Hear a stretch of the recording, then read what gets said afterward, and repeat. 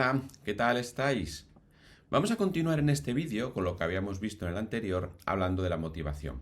Si os acordáis, en el primer vídeo habíamos estado trabajando el concepto de motivación a partir, sobre todo, de la importancia que tiene conectar lo que queremos hacer, conectar la conducta de la persona con una necesidad para que pueda darse ese estado impulsor que nos lleve a la motivación.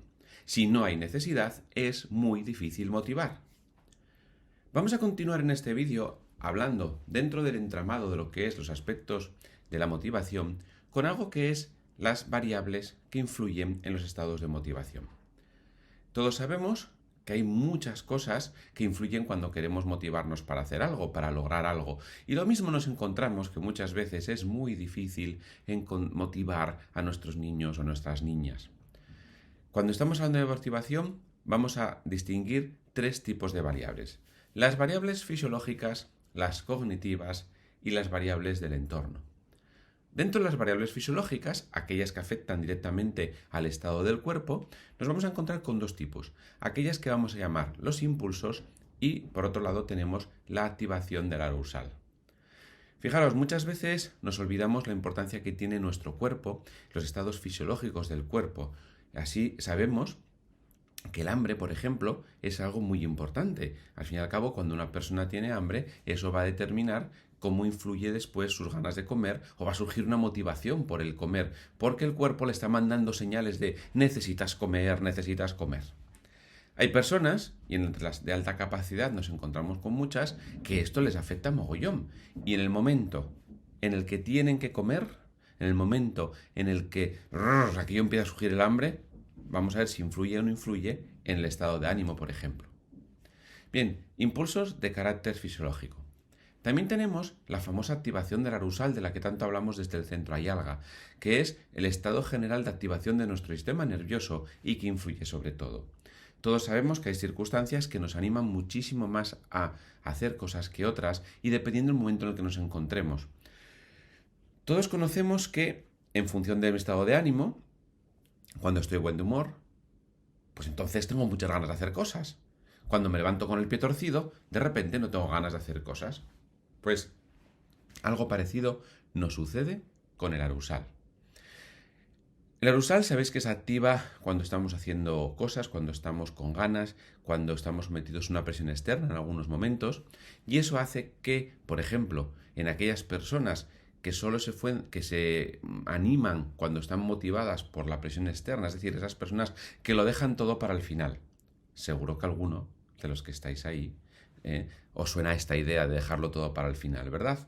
Bien, pues cuando una persona siente esa presión externa y de repente siente que, hay que entregarlo dentro de 2 horas, no me queda más remedio que ponerle a hacerlo, esa activación del arousal va a influir muchísimo en su estado de motivación. Y al revés, el que haya mucho tiempo para este tipo de personas no les motiva a realizar esa tarea y la van posponiendo. Algo que con frecuencia se confunde con el estado de esto que tanto se habla de la procrastinación, con lo cual daría para mucho, pero lo vamos a dejar para otro día porque se confunde y no es exactamente lo mismo. Estas serían las dos variables fisiológicas que serían muy importantes, puesto que nos encontramos en las personas de alta capacidad y especialmente aquellas personas que tienen un alto nivel de sensibilidad, incluso aquellas que son PAS, nos podríamos encontrar también, donde los estados fisiológicos les influyen muchísimo, muchísimo más que a otras personas debido a su sistema nervioso mucho más sensible a muchísimos aspectos sensoriales y que determinan e influyen posteriormente en los estados de motivación. Pero dentro de la alta capacidad, quizá las variables que más influyen son las variables cognitivas, aquellas que tienen que ver con nuestra forma de pensar y que, ya que los niños y niñas de alta capacidad tienen un desarrollo cognitivo que va por delante de su edad, que es avanzado en relación con su edad, esto produce que esas variables las podamos utilizar como padres y madres con muchísima fuerza, aunque no son las únicas. Nunca nos olvidemos de las variables fisiológicas, entre ellas, por ejemplo, el sueño, algo que muchos sufrís, y digo sufrís porque cuando tienes un peque que no paran todo el día y encima duerme poco, es que constantemente está activado. Bien, pues ese es un factor fisiológico que sé que a alguno os hace sufrir. Dentro de las variables cognitivas vamos a destacar tres: las expectativas, las atribuciones causales y lo que se llaman las intenciones de meta. Las expectativas es lo que todos conocemos bajo este término. ¿Qué esperas? ¿Qué es lo que quieres conseguir haciendo esta conducta? Bien, una expectativa. Fijaros que las expectativas es algo fundamental, puesto que si no tenemos una expectativa clara de lo que queremos conseguir, ¿cómo me voy a animar?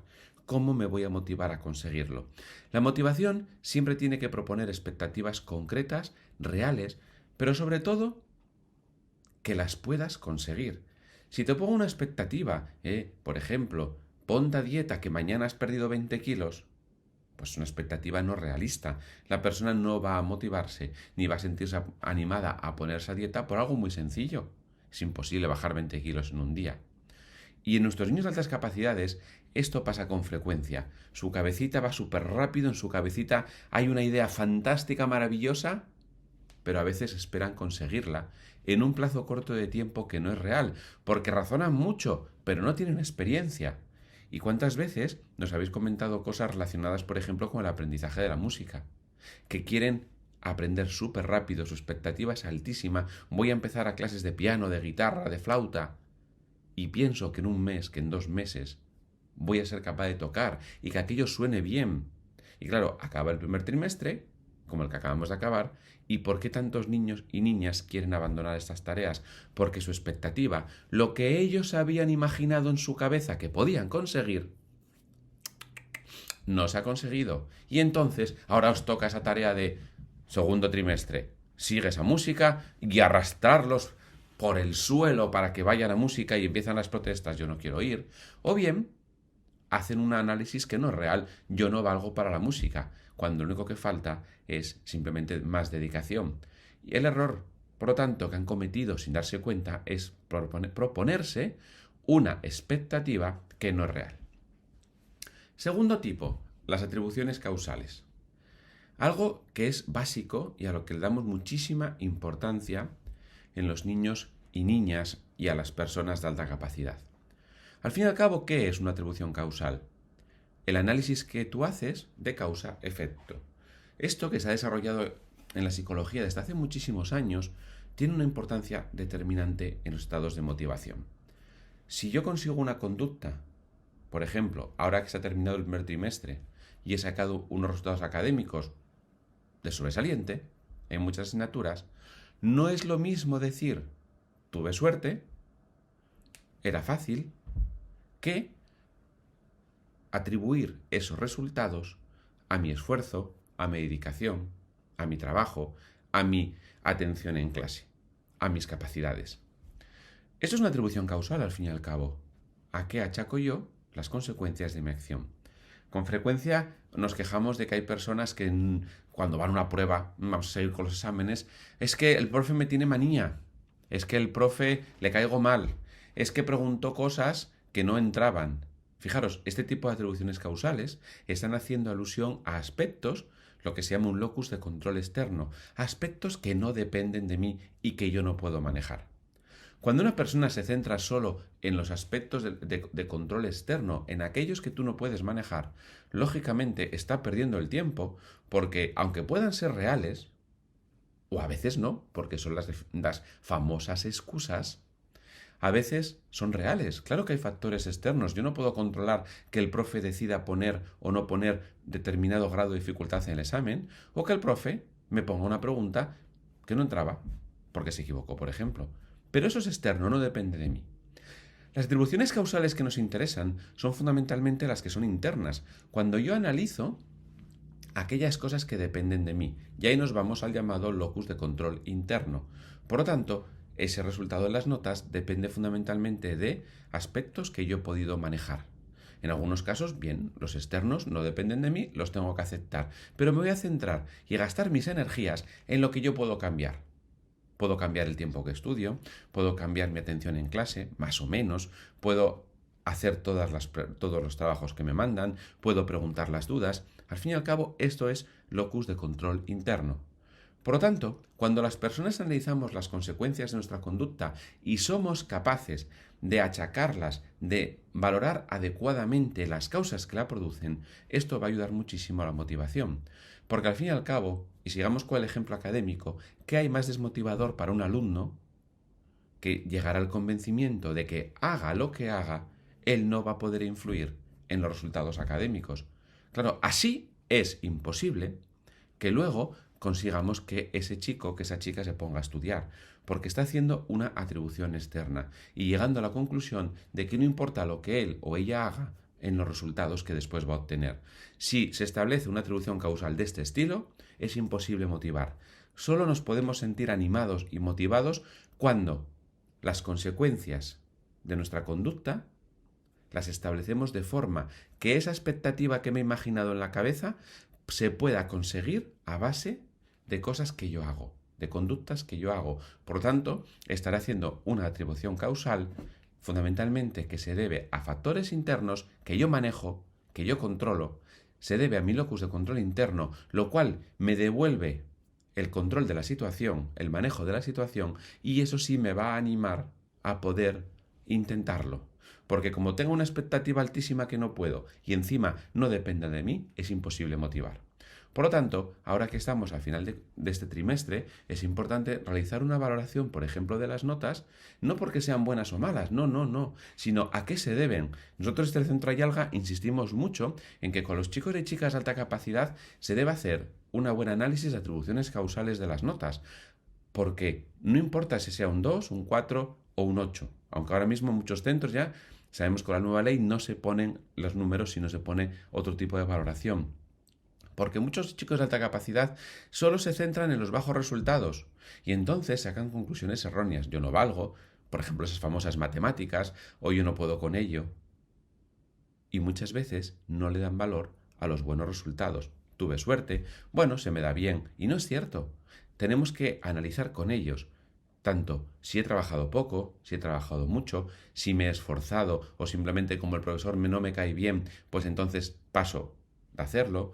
En clase estoy distraído, en clase estoy atendiendo. Es decir, buscar hacer una adecuada atribución causal de sus resultados para que de esa manera les resulte más fácil después poder sentirse animados a trabajar y motivarse por el esfuerzo, algo que muchas familias nos pedís constantemente.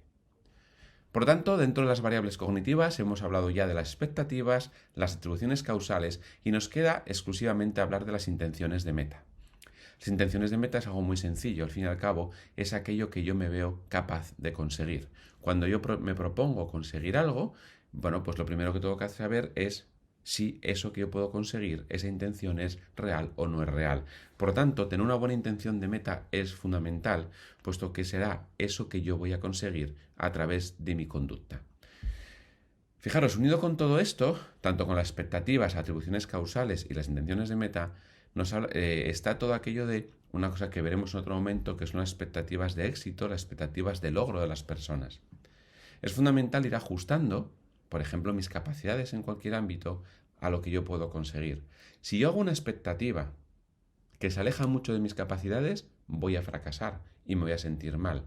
Por tanto, se trata de ir ajustando las expectativas y las capacidades de forma que mis expectativas sean realistas y yo aprenda qué es lo que soy capaz de conseguir, que es uno de los problemas que se produce muchas veces con los chicos y chicas de alta capacidad en el ámbito escolar, puesto que al no existir un nivel de exigencia adecuado a sus capacidades, muchas veces ellos no pueden descubrir de lo que son capaces de conseguir. Por último, ya para terminar, nos queda solo hablar de las variables del entorno, que se reducen, en este caso, a los incentivos. ¿Qué es un incentivo? Pues un incentivo no es más que una variable externa que influye en mi conducta. Por ejemplo, cuando una persona sale a competir y se encuentra con los aplausos del público, los vítores del público que reconocen su esfuerzo, su trabajo y su éxito, eso es una variable externa y por lo tanto yo puedo sentirme animado y motivado a entrenar muy duro porque sé que hay un reconocimiento. Cuando yo vuelvo a clase del recreo y he marcado 2 goles, esa variable externa de mis compañeros es un incentivo que me anima el próximo día a bajar en el recreo y volver a estar allí luchando por jugar fenomenal. Los incentivos son necesarios y es una variable que nos influye, tanto para hacer las cosas de una manera como de otra. E incluso la falta de incentivos también puede influir. Por lo tanto, aquí tenemos a grandes rasgos las tres tipos de variables que influyen en los estados de motivación. Esperamos desde el Centro Ayalga que os ayuden, que os sirvan para poder manejar mejor todo el ámbito de la motivación y continuaremos hablando en el próximo vídeo sobre otras cuestiones que también influyen en la motivación y algunas estrategias que como padres y madres podemos realizar. Hasta pronto, chao.